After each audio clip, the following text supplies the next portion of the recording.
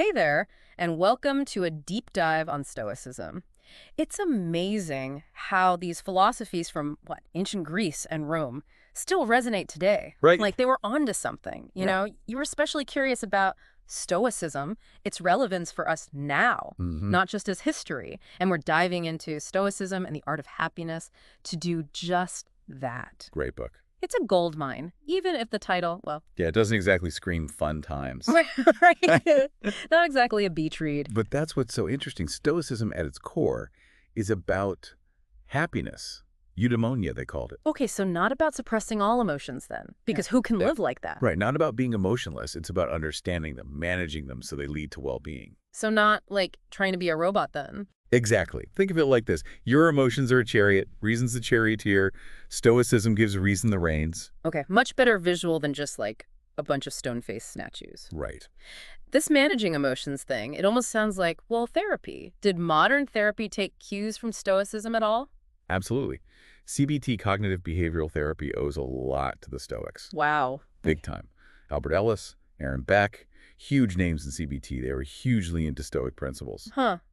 Talk about standing the test of time. How do they bridge that gap, though? From like togas and scrolls to therapy couches, how do you manage emotions with reason? Well, the book really highlights this core Stoic idea, categorizing everything as good, bad, or Well, indifferent. everything. Like my coffee this morning, my job even, my dog. Yep, everything. Sounds strange, but there's a powerful logic behind it. Okay, I'm listening. So, the only true good for the Stoics, Yeah. virtue, wisdom, justice, courage, temperance, those inner qualities. Okay, yeah, that tracks. Right. The real deal, the things worth striving for. Makes sense. But then all the stuff we usually stress over, where does that fit in? That's where it gets interesting. Everything else falls into indifferent. Your job, that amazing cup of coffee, even your dog. Whoa, okay, so if virtues are the ultimate good, what about like their opposites? Exactly.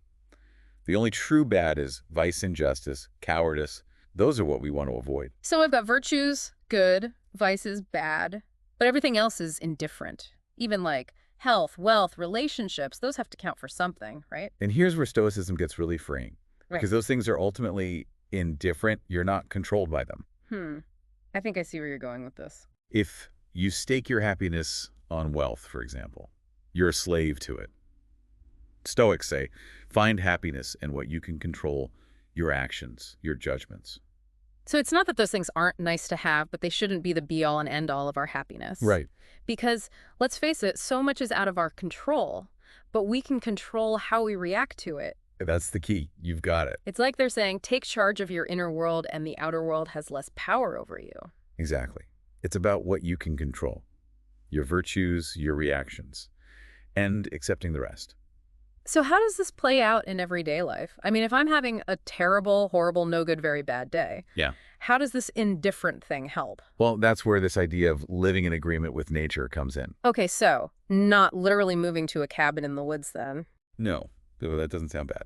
But it's about understanding the nature of the universe, our place in it, and acting accordingly. Less about literally living in nature and more about living in tune with your values, your inner compass. Exactly. I like it.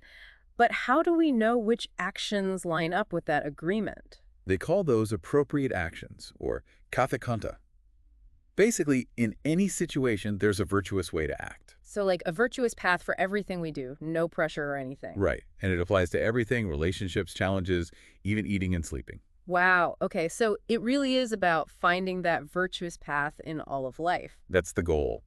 And you don't have to be a perfect Stoic sage on day one. It's about those small steps, making appropriate actions a habit. Progress, not perfection. I can get behind that. But how do we actually make those virtuous choices when, let's be real, life throws us curveballs constantly? Well, the book talks about this reserve clause. Reserve clause. Is that like a get out of jail free card for when we mess up? Not quite. It's more like Yeah. a mental trick to remember we're not in control of outcomes, no matter how much we'd like to be. Okay, I'm listening. It's like saying, I will do X, fate permitting. So acknowledging we can't control everything, but we can control our actions, our reactions. Exactly. Which, when you put it like that, is a pretty powerful way to manage expectations, anxieties, all of that. Right. And this ties into a bigger idea in Stoicism. Acting for the common good actually makes it easier to be virtuous. Oh, interesting. So it's not just about focusing on your own virtue, but about acting in a way that benefits everyone. Yes, the Stoics believe that focusing on the well-being of others helps us act virtuously. It connects us to something bigger than ourselves. I like that, this interconnectedness of virtue. It's like when you zoom out and see your actions as part of a bigger picture, it's easier to make choices that benefit everyone. And that brings us to another fascinating aspect of Stoicism, mentally preparing for the tough stuff. Premeditation of adversity, they call it, or premeditatio malorum, if you're feeling fancy. Right. Now, this doesn't sound particularly cheerful. It's not about being pessimistic. Okay, good. Because that doesn't really scream eudaimonia to me. It's about being prepared. It's like, imagine you're about to give a big presentation. Oh, I don't even like to imagine that. Right, but you probably rehearse beforehand, right? Yeah. Premeditation of adversity is like rehearsing for life's challenges, mentally preparing for different scenarios, so you're less phased when they happen. So it's less about being pessimistic and more about being prepared. Oh, exactly. A mental fire drill for life. Exactly. And Seneca, one of the most famous Stoics, said it best. It is in times of security that the spirit should be preparing itself to deal with difficult times. While fortune is bestowing favors on it, then is the time for it to be strengthened against her rebuffs. I love that. So we're strengthening our mental muscles so when those inevitable challenges come, we're ready. And there's a great quote from Plutarch, another Stoic thinker. He said, "For if the mind is self-indulgent and takes the easiest courses all the time and retreats from unwelcome matters to what maximizes its pleasure, the consequence is weakness and feebleness born of lack of exertion. But a mind which trains and strains itself to use rationality to conceive an image of illness and pain and exile will find that there is plenty of unreality, superficiality, and unsoundness in the apparent problems and horrors each of them has to offer, as detailed rational argument demonstrates." Wow, okay, that's a mouthful. But what I'm hearing is by facing those uncomfortable thoughts head on, we build up a resistance to them. It's like mental exposure therapy. Ah, exactly. It's about knowing challenges are part of life and preparing to face them with courage, with resilience. So we've talked about managing emotions with reason, that whole good, bad, indifferent thing. Right. Living in agreement with nature, premeditation of adversity. But how do we even know what we can control? When life feels like it's spiraling and there's nothing we can do. That's where another key Stoic concept comes in. The dichotomy of control. Okay, and that is? It's simple, really. It's about recognizing the difference between what's truly up to us and what's not. Okay, so figuring out what we can actually influence and what's totally out of our hands. Exactly. Especially in today's world, it feels like so much is out of our control. Tell me about it. But how do we actually do that? Like, how do we even begin to identify those things we can control? The book uses this great visual. Imagine a circle. Inside that circle, your thoughts, intentions, actions, Yep. things you directly control. Outside that circle, everything else, weather, the economy, other people, we can wish we controlled them, but But we don't. And the key is to focus our energy on what's inside that circle, right? yes, our responses, our judgments, our actions, that's where our power lies. You know what this reminds me of? The serenity prayer. Grant me the serenity to accept the things I cannot change, courage to change the things I can, and the wisdom to know the difference. Timeless wisdom. And it's very closely related to Epictetus's 3 disciplines. Oh, interesting. Tell me more about those. Well, we'll dive into that right after this quick break. All right, so Epictetus and these 3 disciplines of his sounds kind of intense. A little bit, yeah, but in a good way. Remember we were talking about that dichotomy of control, right? Focusing on what's in our circle of influence, yep. So Epictetus believed that mastering these 3 things, desire, action, and judgment, that's our path to inner freedom. Okay, I'm hooked. Break it down for me. Discipline of desire, what's that all about? It's about aligning what you want with what you can actually control. And the Stoics, they were big on this, right? True happiness doesn't come from stuff outside of us. Right. That's all in the indifferent category. Exactly. So instead of getting hung up on wanting things you can't control, that promotion, winning the lottery. Yeah, easier said than done sometimes. For sure. But the discipline of desire says, focus on what is in your control. Your effort, your responses, your own pursuit of virtue. So kind of shifting your focus from what you don't have to what you do. And your own actions, your mindset. It's a recipe for a lot less disappointment, I think. I can see that. It's so easy to get caught up in wanting more, But when you take a step back and really appreciate what you do have, it kind of takes the edge off. Totally. And the book gives a couple of great tips for this. One is practicing gratitude, like you said, appreciating what you've got. The other is reflecting on how nothing lasts forever. Whoa. Okay, getting a little deep there. But it's true. That new car, that promotion, it's all temporary. Remembering that can help you detach from those intense cravings and just be present, content. It's like you can't take it with you, right? Maybe the Stoics were the original minimalists. Uh-huh. Maybe so. Hmm. Now, the second discipline, action. This one's about aligning what you do with your values. So, with those Stoic virtues, we talk about wisdom, justice, courage, temperance. Exactly. It's not about just doing whatever you feel like in the Yeah, moment. there's got to be some thought behind it. It's about consciously choosing actions that line up with those virtues. Okay, I see where you're going with this. Like the book talks about how we all have these roles we play in life: parent, friend, employee, citizen, whatever. Right, we wear a lot of hats. And each role has tons of opportunities to put those stoic virtues into action. So, like, if you want to be a good friend, it's not enough to just think it. You have to actually be there for them, support them, all of that. You got it. Walk the walk. Okay. Right. And that brings us to the third discipline, judgment. This is where it gets really introspective. It is. It's all about training your mind to see things clearly, cut through the BS, the biases, and make judgments based on reason and those stoic principles. So, less about those, like, knee-jerk reactions and more about thoughtful responses. Yes. We all have those initial impressions that pop up, those automatic thoughts, feelings, but the Stoics are like, hold on a second. Question those impressions. Examine them through the lens of reason before you let them control your reaction. So, not just letting my emotions run wild. Exactly. You're taking back the wheel. And how do we actually do that? Do we have to, like, put each thought on trial or something? It's not quite that intense. Yeah. But remember those cognitive distancing techniques we talked about earlier, like mentally taking a step back from a situation or describing your thoughts in the third person. Oh, yeah, right. Those are super helpful for this. So, like, instead of freaking out when something goes wrong, you use those techniques to create some space between you and those thoughts. You got it. Hit the pause button. Breathe and then choose how you want to respond. It's incredibly powerful once you start practicing it. And that ability to choose your response instead of just reacting on autopilot, that's what Stoic freedom is all about. Taking back control of your emotional dashboard. I like that.